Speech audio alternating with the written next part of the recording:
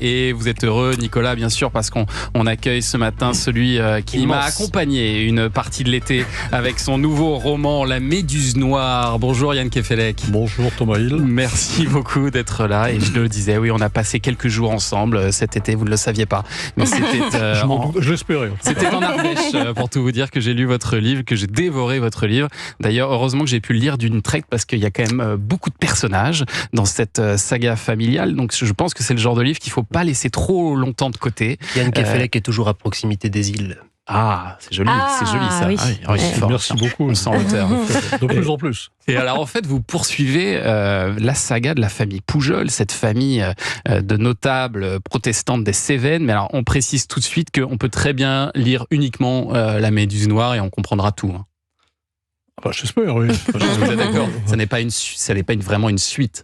Ah non, pas du tout, c'est pas une suite, mais j'aime bien d'un roman sur l'autre, si vous voulez, reprendre un personnage que j'ai pu laisser en plan dans l'ouvrage précédent et le faire renaître dans l'ouvrage suivant, sans qu'il soit nécessaire, effectivement, de lire un livre après l'autre. Et donc là, vous nous plongez au début des années 60. En France, c'est l'insouciance, alors qu'en Algérie, c'est la guerre.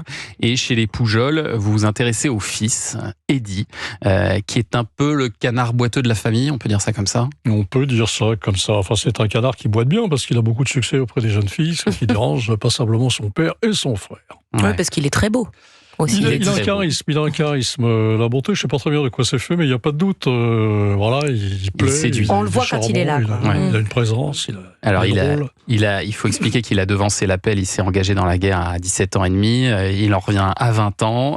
Mais à Paris, personne l'attend. Sa mère est décédée pendant qu'il était au bled. Il n'a plus de lien avec son père. Alors Eddy va prendre un train sans billet. Et dans le wagon-lit, c'est là que le charme opère, il rencontre Agnès. Il la rencontre au wagon-restaurant d'abord. Oui.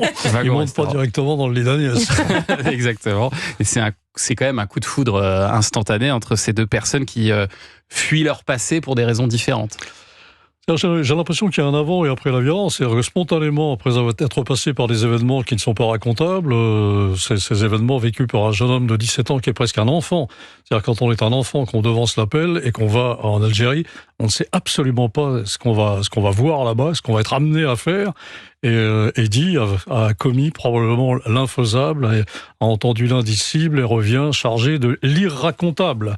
Et Et Eddy demande Agnès en mariage, elle accepte, et puis c'est plus tard en fait qu'elle va réaliser qu'elle se marie à un parfait inconnu. Elle le connaît très peu.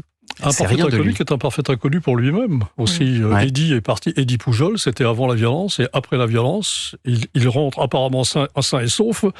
Mais intérieurement, il n'est plus personne, sauf quelqu'un qui ne veut surtout pas dire ce qu'il a fait, d'où il vient, quelle est sa mémoire.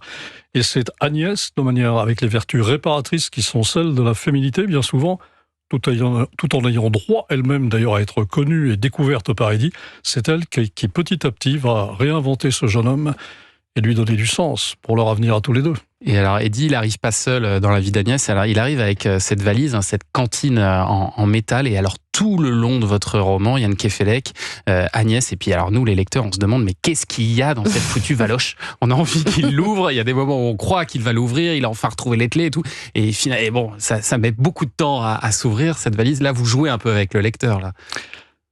C'est plutôt lui qui joue avec il ne sait pas quoi d'ailleurs. Il a perdu la parole.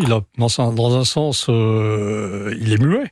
Et en même temps, à l'intérieur de cette valise, il y a tout ce qu'il veut faire savoir à sa femme et faire savoir aux autres, y compris à sa famille, mais qu'il ne veut pas dire. Donc il se dit qu'un jour ou l'autre, cette valise finira par s'ouvrir, que ce qu'elle contient finira par être entre les mains des autres, et qu'on saura ce qui s'est passé pour lui sans qu'aucun mot n'ait été échangé. Ça, il est incapable de le faire. Et alors, je veux pas trop en dire, mais il n'y a pas que la guerre parmi les fantômes qui hantent Eddy. Il y a aussi un mystère autour de sa naissance.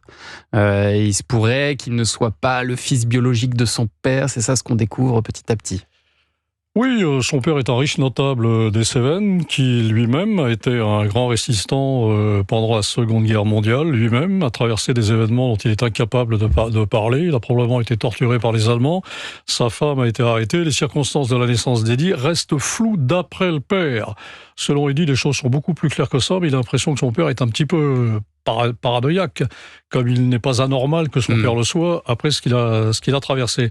Ce qui crée entre Eddie et son père, évidemment, un fossé qui va se creuser à partir du moment où il n'arrive plus à se parler. Un vrai roman, un grand roman, La Méduse Noire, c'est disponible chez Calman Levy. On va continuer à en parler.